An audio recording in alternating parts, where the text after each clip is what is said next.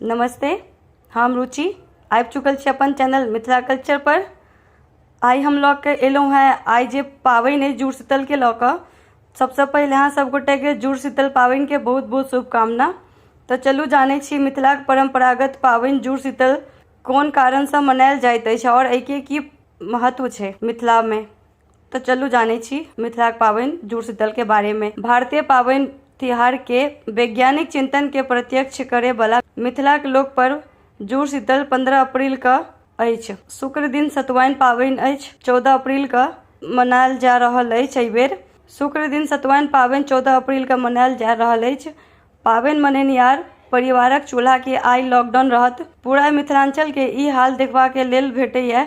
एहि पाबनि के शुरुआत बड़ा बुजुर्ग सबके द्वारा बहुत पहले से कयल गेल अछि। अपन परिजन के माथा पर आइ भोरे शीतल जल संग बेसी से बेसी जल सेवन दिस ध्यान खींचे वाला परंपरा संग कादो माटी कीचड़ मिट्टी खेलय वाला पाबनि अछि। लोग एक दोसरक देह पर कादो माटी लगबै छथिन। ग्रीष्म ऋतु में माटी के लेप से कड़गर रौद के कारण बढ़े वाला त्वचा रोग से बचाव लगेबाक संकेत भेटै अछि।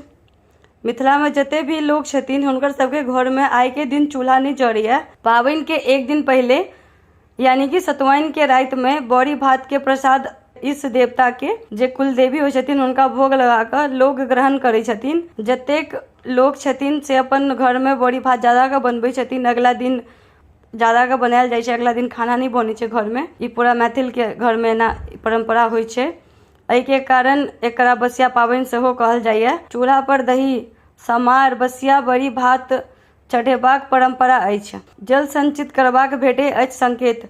पाबनि से एक दिन पहले रात में जते बर्तन घर में रहैया सब बर्तन में पानी भरि के राखि देल जाइत अछि। ई गर्मी में पानिक किल्लत के देखाबैत जल संचित रखबाक दिस संकेत दऽ रहल अछि। दोसर दिन बाढ़ि के बाद मिथिला क्षेत्र में सर्वाधिक तबाही आग लगी से होइत अछि आ दिन में चूल्हा नहीं जरबा से सेहो लोग जोड़ि कऽ देखै छथिन। बाट पर छिटल जाइत अछि पानि।